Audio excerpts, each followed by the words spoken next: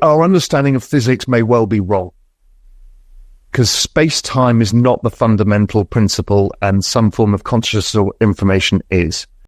We've said basically we've got till 2030 before things get so unpredictable, so different that the economic structure falls apart and changes in new ways, and there'll be new opportunities in that world. But we can see we've got the transition from here to there before ASI comes and everything changes. And for us, we bring it back down to earth to say, listen, let's just make as much money as we can. Money may not be valuable in the future, but the house that you live in, the lifestyle that you accumulate, the security that you have by the time you go into 2030 is literally paramount. Raoul Pal explores the possibility of money losing its value and what that means for our financial future. From inflation to digital currencies and the evolving economy, he unpacks the key trends shaping the way we transact. Tune in to find out what's ahead. Also, if you enjoy listening to crypto-related content, please show your support by liking and subscribing to this channel by following the link in my bio, and get access to my free daily crypto updates and expert predictions direct to your inbox. Each newsletter contains on-chain data, forecasts and expert predictions. All of this is available free of charge. It only takes a moment to sign up and you can always change your mind later. Now back over to Raoul Pal. We probably live in a quantum world. So in which case there could be different principles for different quantum states. And then when we step back, and something I've talked a lot about is it's all the same kind of neural structure from the boss imagery of the solar system, down to the mycelium at the forest level, to the neurons in the brain. They're all the same structure. And we're seeing physicists, mathematicians, philosophers, spiritual, religion, hallucinogenics, all of these things are coming to some sort of realization that the world is not what we thought. And you hear it from Elon, which is, and we talked about this earlier, Elon stopped saying, well, we're going to take humanity to Mars.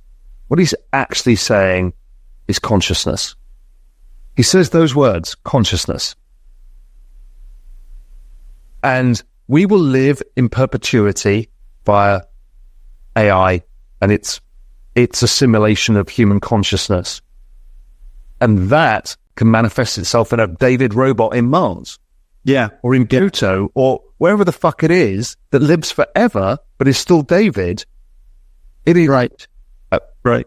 This is a very big thing, is our human consciousness, actually, we're going to manifest it elsewhere. Yeah. And this taps into, something that we hinted around earlier, which is this creatures and machines framework we talk about, because what you're talking about is going to sound amazing to 50% of the people out there and absolutely horrendous to the other 50%. Yeah. And there's a hugely powerful divide emerging, and you articulated it so well there. It's like, do you want to believe that human flourishing is the ultimate purpose and end game, the ultimate concern here? Or are human beings just part of a longer range process that is directed towards a different goal, which you can think of as like consciousness or the awareness of the universe, right? And we were just a stepping stone, and we're now handing over to the machines, and they're going to go out into the universe and fill it with consciousness, which is more Elon's vision, right? Now, clearly some people are excited by that vision and they're happy for human beings to be just a stepping stone. A lot of people are not going to be happy with that vision, right? And you sense this deep cultural and social divide emerging between those two parties, between people who want to accelerate the kind of technology vision we're talking about, full speed ahead, fill the universe with consciousness like AI, and people who want to lean back into what is familiar and human and creaturely. And this divide between creatures and machines is a hugely powerful lens that I'm using in my own thinking to make sense of what's happening in the culture now, what's happening in our politics now. And we've just seen essentially the party of acceleration, right? The machine party take control in the White House. I call it going to be acceleration for the next 5 years. the humanists and the transhumanists is the idea. Yeah, it's that divide. It's that divide, and this is an idea we've talked about in the exponentialists and GMI for a while. Whenever people read it, it sets them on fire because it's that power when you articulate something that people can feel is happening, but they hadn't quite put their finger on it. Civilizational transformation, it may be even more than civilizational.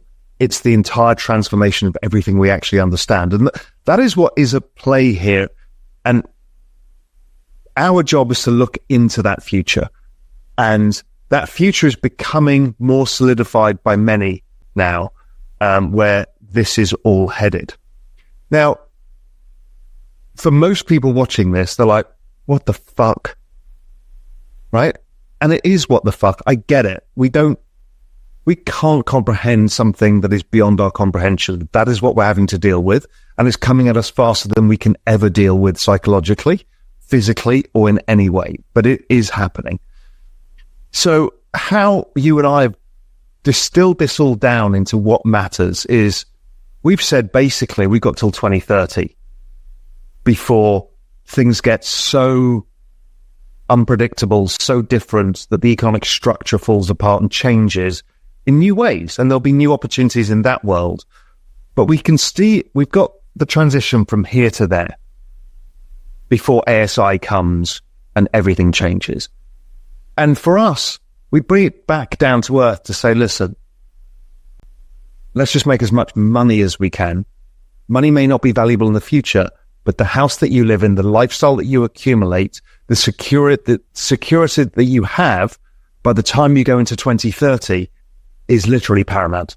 We have a point scoring system on how we're navigating this transformation by the investments that we're making to allow us to transition with some grace and elegance into a very uncertain future. And as you've spent a lot of time is helping people transition their children and not to be fearful.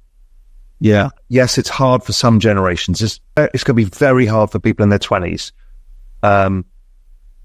But they at least grew up in gaming. They at least understand some of how the game applied. But younger kids, they will know nothing but superintelligence, like we knew nothing but telephones and cards. They didn't exist. We had planes, it'll just be normal to them, and they will navigate that world. So I don't worry about them. I don't worry about us lot. I don't worry about people in their 30s, really. As long as they can kind of unfuck their future a bit. But there are some people to worry about, and that's, again, something that we try and help people with. Thanks for watching. Don't forget to subscribe to access my free daily crypto updates and expert predictions direct to your inbox.